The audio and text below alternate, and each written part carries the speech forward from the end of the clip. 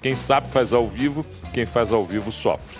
O procurador-geral da Venezuela, Tarek William Saab, acusou o presidente do Brasil, Luiz Inácio Lula da Silva, e do Chile, Gabriel Boric, de serem agentes da CIA, o Serviço Federal de Inteligência dos Estados Unidos.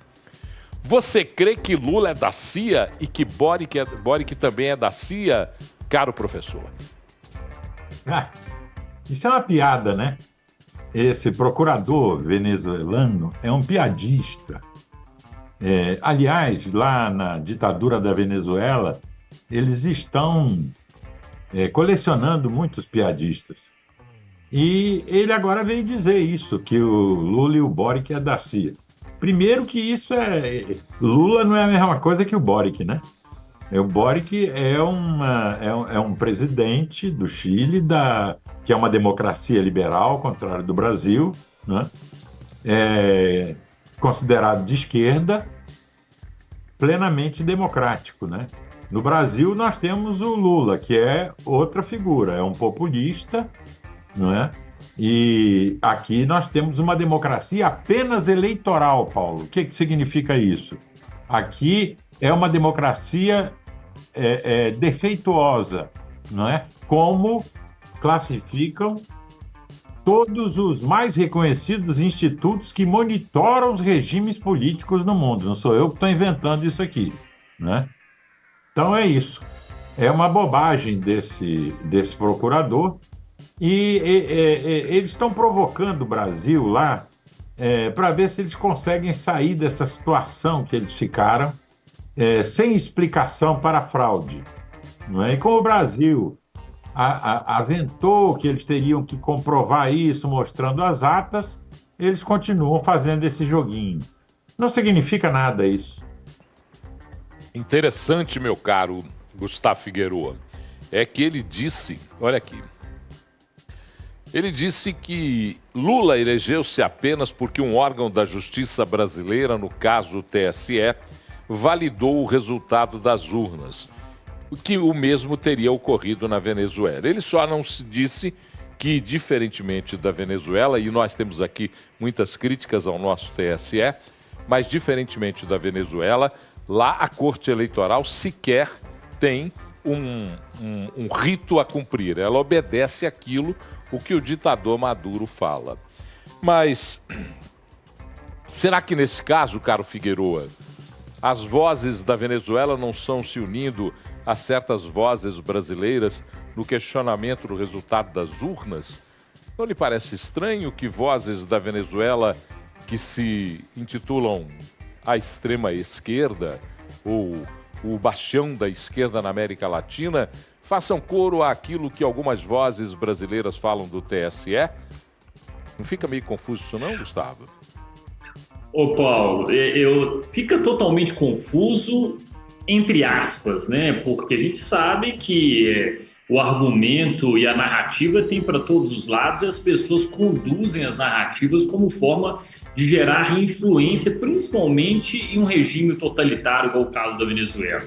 Sobre essa questão do TSE, Paulo, inclusive, as minhas críticas, e é muito importante a gente deixar claro isso, que o TSE ele se divide numa função administrativa e que, no meu ver, é muito positiva. As nossas eleições, inclusive que acabaram de ocorrer, agora teremos segundo turno, do ponto de vista de gestão das eleições, na minha visão, é sempre muito perfeito o trabalho administrativo. Agora, o trabalho jurisdicional, a gente sabe, e a minha crítica ao TSE é para tentar roubar o protagonismo das eleições para ele, né, dando aí decisões, tornando candidatos inelegíveis de acordo com os seus critérios que ele utiliza para ter os seus julgamentos, e rouba o protagonismo. Basta ver o que aconteceu na Argentina nas últimas eleições, aonde o tribunal, inclusive a parte jurisdicional, não foi protagonista. Nas eleições presidenciais brasileiras, a grande discussão foi por conta do embate que ocorria principalmente pelo TSE, determinando situações de fake news e por aí vai. Então, Paulo, esse é o primeiro ponto. Agora, tem uma preocupação minha nesse discurso desse procurador-geral da Venezuela, é quando ele fala isso, obviamente, como o professor Augusto Franco deu, é piada, né? A hora que eu li, eu achei que eu estava ouvindo era o Grafite e não o 98 Talks, mas tem uma coisa muito importante nessa fala e nessa narrativa, porque ele, inclusive, não está falando para o mundo, ele não está falando, na minha opinião, para os brasileiros, ele está falando para o povo venezuelano, para continuar, né, sendo aquela pessoa, para interferir nas decisões do povo venezuelano, arrumando inúmeras justificativas. A minha preocupação é que o povo venezuelano não dê ouvidos a essas condutas que geram fortalecimento ao regime ditatorial que há no país, né, Paulo? Olha, o chefe do Ministério Público venezuelano, Tarek Saab, Caro Augusto de Franco, disse, e teve o desplante de dizer, que Lula, depois que saiu da cadeia, já não é mais o mesmo homem e que Boric não tem mais a sua ligação com os movimentos que questionaram Sebastião Pinheira no comando chileno. E disse claramente que os dois foram convertidos a espiões da agência de inteligência norte-americana. Eu tô rindo porque eu acho... Augusto, eu tô rindo porque agora eu não consegui me controlar. Você já imaginou, Augusto, Lula e Boris, os dois agentes da CIA, revelados num filme de cinema? Imagine que cena esquisita e esdrúxula. Paulo, eu fico com uma leve suspeita de que há um certo jogo de cena nisso tudo. O Gustavo Figueiredo tem razão. É um discurso para dentro, não é? Essa história de tudo que acontece de contrário ao regime, a culpa é da CIA, a culpa é do imperialismo norte-americano. Isso é uma narrativa da esquerda neopopulista na América Latina. Inclusive usada aqui no Brasil pelo PT, não é? Diziam que o Moro era um agente da CIA, vocês lembram disso? Sim. Diziam que esse processo de condenação do Lula, inclusive o impeachment de Dilma Rousseff, foi uma coisa arquitetada pela CIA, pelos imperialistas norte-americanos, né? Isso é um truque narrativo da esquerda. E a Venezuela, embora seja uma ditadura, é uma ditadura de esquerda aliada do Brasil. Esse aqui é o problema. Até hoje, o governo brasileiro não reconheceu a vitória do candidato da oposição, que todas as democracias liberais do mundo já reconheceram. E a gente fica aqui empurrando com a barriga porque quer salvar a ditadura venezuelana ou não quer que a Venezuela se transforme numa democracia. Essa que é o fundo da questão. Por isso que eu acho que há uma certa encenação nisso tudo, sabe? A gente tem que ficar de olho. Gustavo, eu fico me perguntando se... até quando nós vamos ter que sobreviver olhando e vendo essa coisa... essa pantomima, esse teatro de horrores que é a política na América do Sul. Sabe o que me parece assim? Sabe, eu fico olhando... você lembra do Cantinflas, do cinema mexicano? Você é mais novo, você não lembra.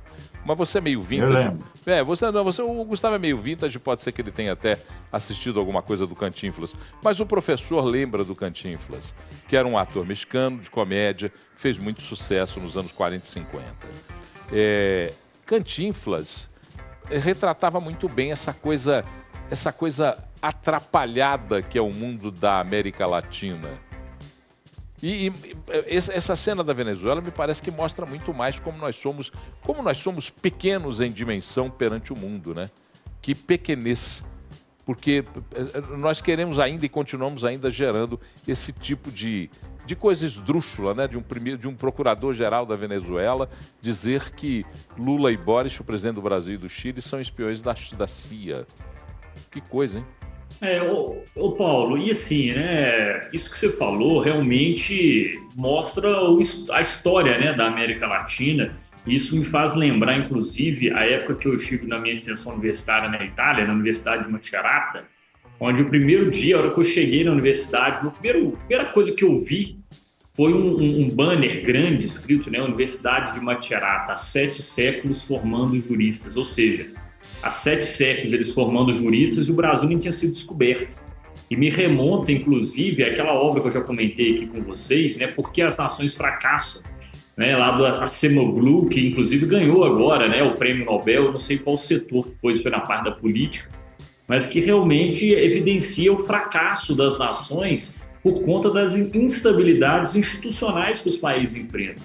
Então, a América Latina, como você muito bem disse, a partir do momento onde você não tiver instituições firmes e que gere segurança jurídica, não adianta, não vai ter investimentos em países, não vai ter o avanço que a sociedade da América Latina precisa ter. E aí, muito bem disse o professor Augusto Franco, quando fala da comparação com o Chile, onde tem realmente uma democracia plena, comparada com a do Brasil, que é eleitoreira. E lá os resultados estão sendo colhidos, né? Uma sociedade que está se desenvolvendo, uma economia que está crescendo, principalmente diante de um cenário do ponto de vista de oportunidades que é muito menor quando a gente olha para a estrutura que é o país, né? Então, o nosso país, no caso do Brasil. Então, Paulo, infelizmente, eu acho que o caminho da América Latina só vai melhorar a partir do momento que a gente tiver a estabilidade institucional e a força e o respeito às regras do jogo.